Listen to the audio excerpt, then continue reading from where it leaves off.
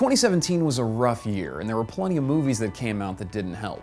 Sure, there were good films, but Emoji Movie came out this year, so whatever argument you have about 2017 being okay just got trumped.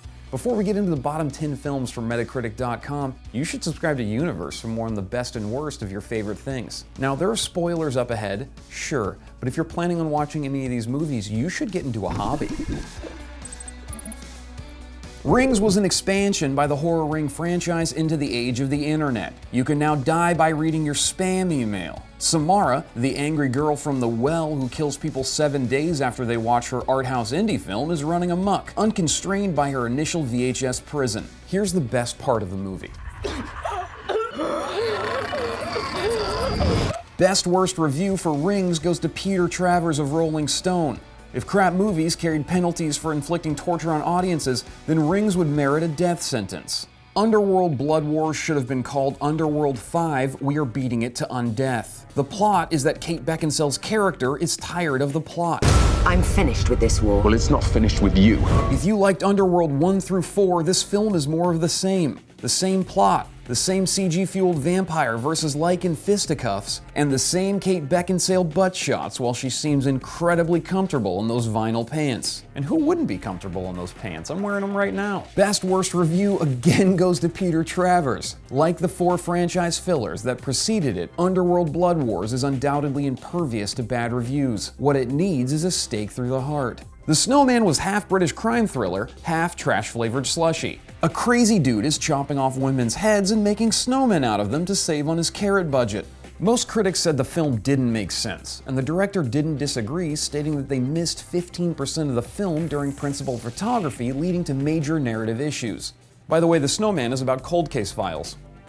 I'm not making that up. Best worst review for The Snowman goes to Melissa L. in a YouTube comment on the trailer. Man, Campbell's Soup is really struggling to recapture the magic of that vintage commercial. Let it snow, let it snow, let it snow. There would be nothing wrong with A Family Man if it only aired once on Lifetime at a prime 3 p.m. spot on a Tuesday. Gerard Butler plays a workaholic father who has to make a choice between his family and his job. He chooses his family and everything ends up okay in the end. It even has one of those shots of a guy running through a hospital to get to his sick kid. It was screenwriter Bill Dubuque's ode to every movie you have ever turned off on Netflix after only watching it for 5 minutes. Best Review Award goes to Roger Moore with Movie Nation. If that online screenwriting course offers a refund, pal, grab it. What happens when the horrific climate conditions brought on by the mistakes of our over-industrialization are only held at bay by a bunch of climate-controlling satellites? What happens when Gerard Butler is in another directorial debut this year? Really bad things happen. Like Sharknado, only just the NATO. Best worst review goes to Anna Smith from Time Out. Geostorm will probably be most appealing to scientists looking for a good laugh. Just getting started. Morgan Freeman is a retired mob lawyer and Tommy Lee Jones is an ex-FBI agent. They are rivals at their retirement community for the affections of senior citizen women being used only as sex objects. It was supposed to be a comedy, but they forgot the jokes. Like you already forgot that I was wearing vinyl pants. Best worst review goes to Acacia on Metacritic. I did not laugh even one time. That review made me laugh more than the movie did. Tyler Perry's Boo 2, a Madea Halloween. Let's be honest here. The odds a second Madea Halloween movie would make a best of list are slim to none. These movies aren't shooting for Oscars or critical acclaim. They exist because they're cheap to make and have a fan base that'll turn out to see them. If you're a fan of the previous Madea movies, chances are you at least had a little bit of fun with this. If you're unfamiliar with Madea, though, not only did you not see this film, you would have hated it if you did. Don't worry, you didn't miss anything. Best worst review goes to John DeFore of The Hollywood Reporter. In the end, the scariest thing about Boo 2 is the idea that a Madea Easter might be next. The Last Face. In war-torn West Africa, 2 doctors engage in a romance against a backdrop of third-worldish feeling things. You know, starvation, disease, guys with AK-47s wearing masks. They break up because she finds out he banged her cousin. Using real atrocities to sell shitty love stories should piss everyone off. Imagine 2 firefighters during 9/11 who can't help but notice how hot each other's butts look as they dig through rubble. Best worst review goes to David Rooney of The Hollywood Reporter. A stunningly self-important but numbingly empty cocktail of romance and insulting refugee porn.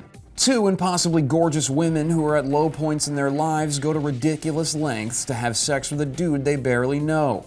Some porns have better plots. There was unfunny poop jokes, unfunny slapstick, and chick fights. I think I wrote this movie when I was 14. Best worst review goes to Kimber Myers of the LA Times. Second-tier airline safety videos are more entertaining than this fourth-rate comedy. The Emoji Movie holds a special place in the hearts of the soulless producers who pitched it. The plot is basically the Pixar formula of what if blank had emotions, but they copy-pasted emojis in there and gave the script to people who've seen Wreck-It Ralph and hate their jobs.